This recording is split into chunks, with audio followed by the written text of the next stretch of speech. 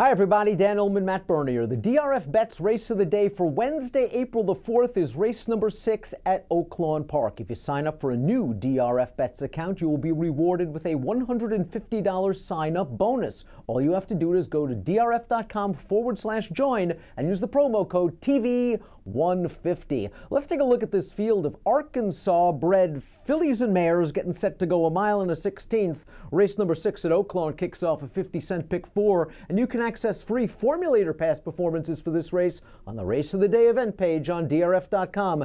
Download them and handicap along with us as we take the field in post-position order. Matt, the number 1 Florida Bird pulled off a shocker last time out at 23-1, but steps way up in class. Yeah, that was in non-winners, the 3 lifetime company. Now we step back into this sort of allowance group, albeit Arkansas breds. That field overall not that great, like you said. Won at 23-1 last time. The third place finisher, next out winner with a 64. I think there are a couple things going against this horse, not just the hike in class, but also the way this race looks as far as the pace is concerned.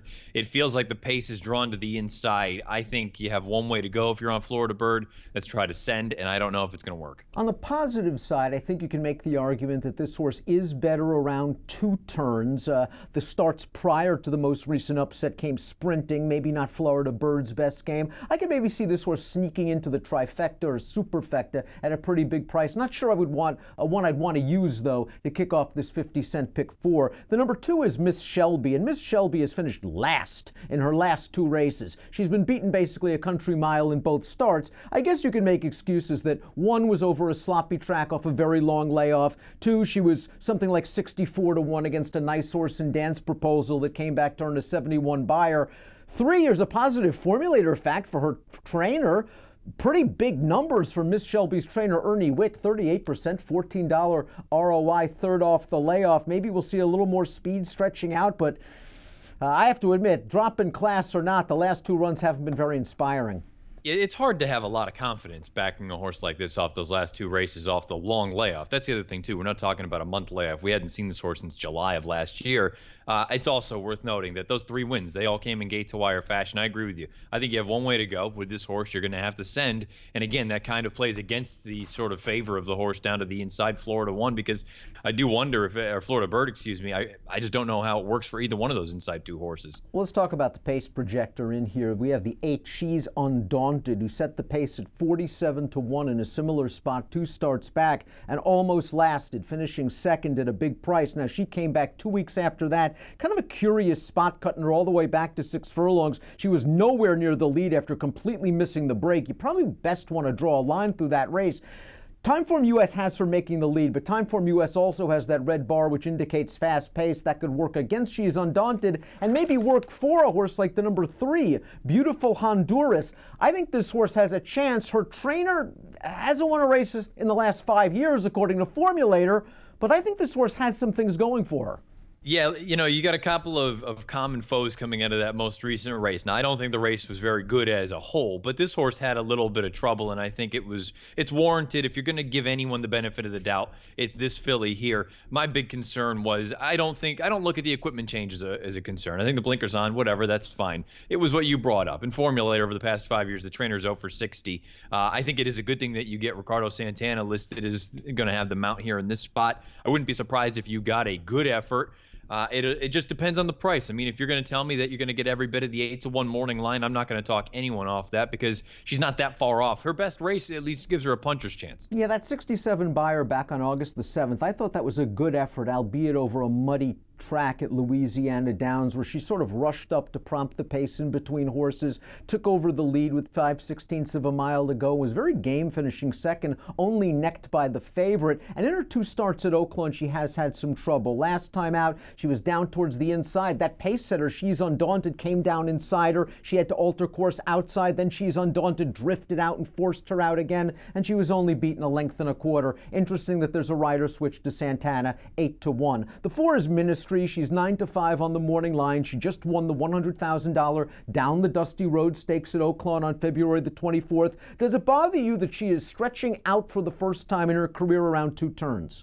Yeah, I mean, it's a little bit of a concern until they do it for the first time. You never know if it's going to be a success or not. I just like the fact that it seems like she's just pretty professional. She just shows up and runs. Sometimes it's good enough, sometimes it's not, but she's very rarely completely blown away in a race, in any of these races. I mean, she's never been out of the money in 7 lifetime starts. She's 4 of 7. From a buyer standpoint, she fits. From a time form standpoint, she fits. The stretch out is the big sort of hang up in this spot. Do you think that she can successfully navigate 2 turns? And also, the running style, it looks good in sprint races sitting a length or 2 off of it. Just naturally, though, with that stretch out in distance, you would imagine she's going to be more forwardly placed. I'm hopeful that the rider can keep her just a little bit off of the pace and try to save something for the lane. And that might be the key. Timeform US had the most recent race, the Down the Dusty Road. At least one of those pace fractions, color-coded blue. It was slow. Ministry made a 4-wide move, right close up to that pace. She didn't change leads in the stretch, but as you say, she's really done nothing wrong in her career. She's likely dangerous and the horse to beat at 9-5.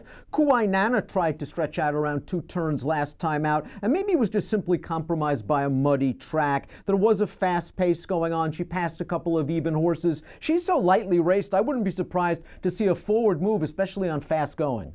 Yeah, this is really kind of an interesting horse in here if you're looking for one that is probably going to slip through the cracks, because that most recent run against a number of these common foes is bet down to 5-2.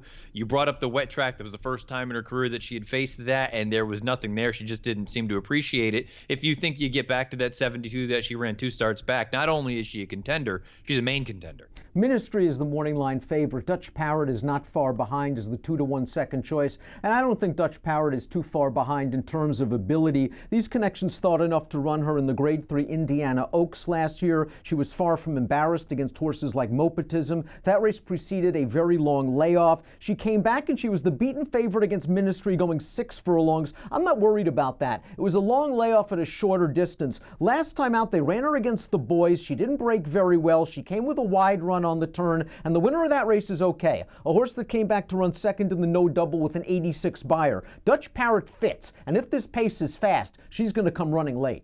Yeah, I agree 100%. I believe from a class standpoint, to me, she's the class of the race, because you brought up she faced the boys last time, and it was a pretty decent group of boys. The winner you brought up with the 86 next out, the 4th place finisher earned a 75 in the next start. So I think if you're just looking at it from that standpoint, trying to compare, what one race did and what this horse could possibly do here, if you think you're going to get a mid-70 kind of buyer out of her first time with the blinkers on, she's probably going to win. If Acumen runs, she'll be coming back on 6 days rest off a 7th place finish sprinting. But again, I think she is better around 2 turns. She did not break well at all 2 starts back on March the 1st, but then took advantage of a very fast pace to run down She's Undaunted and Beautiful Honduras. Her buyer speed figures, though, are light. She's very light. She's only got a couple races on her page that would even make her a contender in here. And you bring in the fact that she is entirely pace dependent. She's going to need some serious hitting up front. I know she's been forward in some of those sprint races in the past, and I suppose if all of a sudden she can hearken some of that and call back on that and find it, maybe that makes her a little bit more interesting. But as a confirmed closer, I would certainly take the 6 over the 7 in a heartbeat. And we briefly touched upon She's Undaunted. According to the pace projector, she'll be out in front, but she really only has 1 race from a buyer's standpoint fast enough to win, and that was when she went gate to wire over a speed favoring sloppy track at Louisiana Downs. You put pace pressure on her, I know she's a big price, she might be in trouble. Yeah, I think she'll probably crack if you push her early on. I guess if you're looking for an upside or a positive sort of move, you brought up the fact that 2 starts back, they stretched her out from 6 to a mile, and she almost upset at almost 50-1. They're going to stretch her back out here. Maybe you can get Grazy and get Brave early on, but I just don't like her chances. Completing the field is the number 9, Laura Ray. Laura Ray's won 2 out of her last 3 starts. Both of those races came on turf. The good news is a formulator fact for trainer Tammy Hornsby over the past 2 years, moving from turf to dirt, 40% winners and almost a $3 ROI. The side I'm kind of taking is we're preparing her for Canterbury, getting her back to the grass in the summer. Yeah, I think it's hard to argue with 0 for 7 on dirt, and if you include the wet track, 0 for 8, and then 2 for 4 on turf. I think this is probably just a starting off point. Let's take a look at our top picks for Wednesday's DRF Bets Race of the Day, the 6th race at Oaklawn. Matt, you're going with the number 4 Ministry. You've been hot on the race of the days recently. Well, hopefully we can keep it going. I have to be honest, there isn't a ton of confidence here. It's just a scenario where I wonder if she might just be the best horse in this race. The stretch out in distance is certainly a concern. You wonder why they haven't tried it through 7 lifetime starts. but I like the fact that she's consistent. She's probably going to deliver a low 70. Maybe it's good enough. Maybe it's not. The connections haven't had a lot of success on the stretch out and distance, but I'll take my chances here knowing that she's probably going to be a bit of an underlay. I'm going to fade Ministry a little bit. Beautiful Honduras had some trouble last time out. She's going to be a good price at 8-1, and switches to Santana should get the right pace setup. I also want to use a lot of Dutch Parrot, though, for all the reasons you mentioned. From a class standpoint, she seems to fit, and she is another that could take advantage of a fast pace up front. I'm going 3, 6, 4, and 1, but my main weight in the pick 4, the 3 and the 6, you're going to go with the horse to beat. That's the number 4, Ministry, in the 6th at Oaklawn. Again, if you want to sign up for a new DRF Bets account, please accept a $150 bonus. Just go to drf.com/join. Use the promo code TV150. Approximate post time for race number 6 at Oaklawn Park on Wednesday. Your DRF Bets race of the day, 3:46 Central. Good luck.